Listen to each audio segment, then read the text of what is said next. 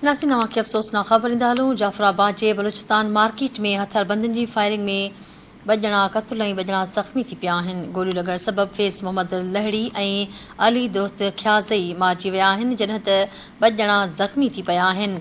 इतलाह ते पुलिस पहुची मारिजी वियलनि जा मढ़ ऐं ज़ख़्मियुनि खे इस्पताल मुंतक़िल करे छॾियो आहे। खे अफ़सोसनाक ख़बर ॾियूं पिया। जाफराबाद जे बलूचिस्तान मार्केट में हथियारबंदनि जे फायरिंग दौरान 2 ॼणा क़तल ऐं 2 ॼणा ज़ख़्मी थी पिया आहिनि।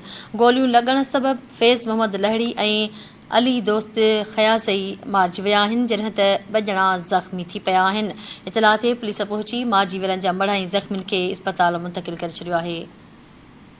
अफ़सोसनाक ख़बर अव्हां खे ॾियूं पिया। जाफराबाद जे बलूचिस्तान मार्केट में हथियारबंदनि जे फायरिंग में 2 ॼणा क़तल ऐं 2 ॼणा ज़ख़्मी थी पिया आहिनि। गोलियूं लॻण सबबि फैज़ मोहम्मद लहड़ी ऐं अली दोस्त ख्याज़ई मारिजी विया आहिनि, जॾहिं त 2 ॼणा ज़ख़्मी थी पिया आहिनि। इतलाह ॾियण बावजूदि पुलिस पहुची मारिजी वियलनि जा मढ़ ऐं ज़ख़्मियुनि खे इस्पताल मुंतक़िल करे छॾियो आहे।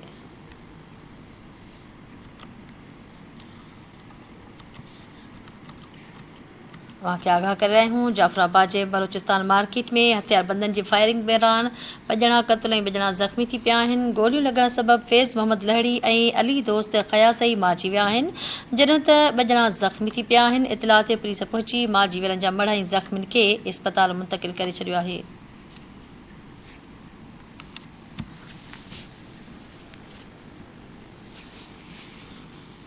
वहाँ के आगाह कयूं पिया। जाफराबाद जे बलूचिस्तान मार्केट में हथियारबंदनि जी फायरिंग में 2 ॼणा क़तल ऐं 2 ॼणा ज़ख़्मी थी पिया आहिनि। गोलियूं लॻण सबबि फैज़ मोहम्मद लहड़ी ऐं अली दोस्त ख्याज़ई मारिजी विया आहिनि, जॾहिं त 2 ॼणा ज़ख़्मी थी पिया आहिनि। इतलाह ते पुलिस पहुची मारिजी वियलनि जा मढ़ ऐं ज़ख़्मियुनि खे इस्पताल मुंतक़िल करे छॾियो आहे। वहाँ के आगाह कयूं पिया। जाफराबाद जे बलूचिस्तान मार्केट में हथियारबंदनि जी फायरिंग दौरान 2 ॼणा क़तल ऐं 2 ॼणा ज़ख़्मी थी पिया आहिनि। गोलियूं लॻण सबबि फैज़ मोहम्मद लहड़ी ऐं अली दोस्त ख्याज़ई मारिजी विया आहिनि, जॾहिं त 2 ॼणा ज़ख़्मी थिया आहिनि। इन हवाले सां धरती टीवी न्यूज़ जो रिपोर्टर जाफराबाद खां गुलज़ार वफ़ा लाइन ते मौजूदु आहे। जी गुलज़ार वफ़ा, कहिड़ा तफ़सील आहिनि? जी, जाफराबाद भरिसां डेराबरा जमाली जे मेन बाज़ार कपिड़े वारे दुकान ते हथियारबंदनि मोटरसाइकिल सवार हथियारबंदनि जी अंधाधुंध फायरिंग जे नतीजे में 2 ॼणा फैज़ मोहम्मद लहड़ी अली दोस्त ख्याज़ई क़तल ऐं 2 ॼणा मुरीद दायो ऐं शफ़क़त लहड़ी ज़ख़्मी थिया।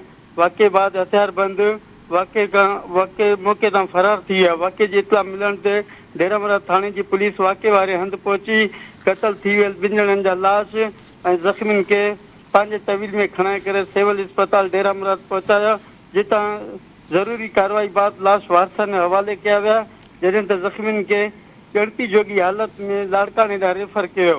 वाक़े बाबति पुलिस ॿुधायो त वाक़े पुराणी दुश्मनी तां पेश आयो आहे ऐं पुलिस वधीक जांच करे रही आहे। जी ठीकु आहे, वॾी महिरबानी तफ़सील जे लाइ।